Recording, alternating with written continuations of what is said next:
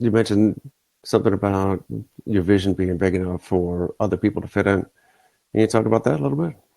Yeah, I mean, I think, to do anything great in life, you're probably going to have to do it with a crew of people, a team, and surround yourself with like-minded, talented individuals, and the type of people that really make stuff happen and get stuff done, and they really chase it and they want it.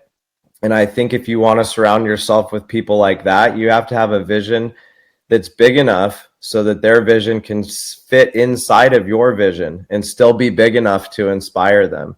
And so the more expansive your vision is, the bigger it is, and the more you're willing to lean into whatever's blocking that, and then you're expanding that vision, it attracts the type of people who will want to come into your world and help support part of your vision as theirs, but it still gives them enough surface area and space to create whatever it is that's important to them in their life. And then you get to be an inspiration to them, and you get to hold and create the space for a group of people's visions to come to life. And so that's really the power of leaning into that. I'm sure uh, your sales background in real estate probably helped a little bit too. Yeah, I mean, I jumped in actually and was a franchise salesman first. So I had to show up to meetings and convince real estate agents that were 10, 20 years my senior that I had the newest, greatest idea, and yet I hadn't even sold houses. So I had to really figure out how to uncover who they were as a person and what their vision was, and then paint a picture for them so that they could see that their vision would fit inside of even this young man that's really wet behind the ears and probably a little naive, but still had a big enough vision where they're like, hey, if I can carve out a piece of that, that's going to change the wealth dynamics of my family. And, it was really a pleasure and an honor to, as a young man, be able to go and help all of these people that, were real estate agents lean into a brokerage company like Keller Williams, where they could own a part of the office and share in the profits and build wealth. And, it's been an honor to watch many of them, retire and do it, on the hard work that they put into building part of Keller Williams, part of the vision that we all had for Keller.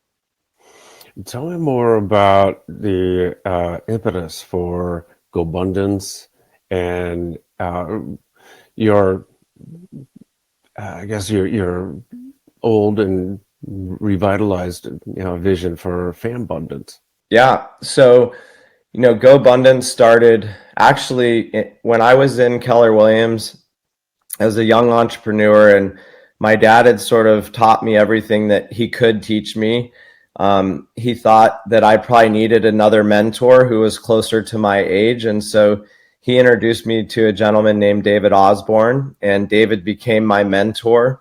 And it's been a beautiful journey because David's somebody who had already done what I wanted to do.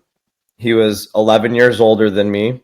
I remind him of that a lot these days, which, it's great because he's a young, vibrant guy at, 58 years old. It's quite remarkable. And David's somebody that I was able to learn from, relate to, and he was always challenging me and telling me things that I didn't want to hear. So I had a whole group of friends that were always telling me what I wanted to hear, and I was probably telling them what they wanted to hear, and no one was wanting to rock the boat. But David would constantly say, I see something better in you. I see something that you're capable of that you're not seeing for yourself. And sometimes we need somebody to believe in us even before we believe in ourselves. And so I tagged along with David. And at some point, actually, you mentioned Kilimanjaro. So David reached out to me and said, hey, we want to climb Kilimanjaro, and I actually had already had a trip planned with my coaching group at the time to go climb Kilimanjaro with them. And so David and Pat Hyben And Tim Rode was supposed to come along, but he ended up, because of medical reasons at the time, not being able to make it. But the three of them at the time were the three amigos, and they had been traveling together, setting goals together, and holding each other accountable. And the three amigos was really the beginning of GoBundance. So it first started with Pat and David as accountability partners. Then Tim joined them. Then they were the three amigos. And then after Kilimanjaro, I kept tagging along with them to different things. And, over time, I became the fourth amigo. And we eventually got kind of tired of each other's stories and just hanging out with the four of us. So we started inviting other guys to join us on these adventure trips where masterminding was happening. And so we went from 4 to 8 to 16. And then we ended up having a ski trip event in Tahoe where 45 guys showed up. And there was this energy, and we'd been calling it GoBundance. We had a set of kind of worksheets and tools that we used to hold each other accountable. And during that event, the energy was so palpable that we just kind of looked around at each other. There was a gentleman with us at the time who had a lot of experience in other mastermind groups. And he's like, you guys, like, this is a whole thing. You need to sell this. Like, you need to create membership right now. And we didn't even know what we were selling, other than you get to be part of GoBundance, and we'll probably do a couple trips over the next year. And we sold, I think, like 30 memberships out of the 40 people that were there before we left. And, that was it. We were off to the races. And then we had to go build what we had sold. We needed to create value. So we just started, creating ways for guys to connect and hold each other accountable. And, that's what GoBundance became. Now we have, about 1,500 members across our various divisions. In 2015, which was 2 or 3 years in, I decided that I wanted to make sure GoBundance became something that could give back to me the way that I'd experienced, or give back to others the way that I'd experienced its value and its power. And so I stepped in as the CEO from 2015 to end of 2019. During that time, what was really evident to me, Aaron, was that if I was going to be the CEO of another company and take on a whole nother set of responsibilities in addition to what I was already holding, that it might come at the detriment to my family. And I wasn't willing to let that happen. So we launched a division called FamBundance, and we grew that for 3-4 years. We had 50, 60 plus events where families come together, they mastermind, they create their visions, their values, their rhythms, which are the 3 areas that I think are paramount to your family culture and creating a thriving family culture. And so I took a hiatus. And my father passed away in 2022. We had COVID.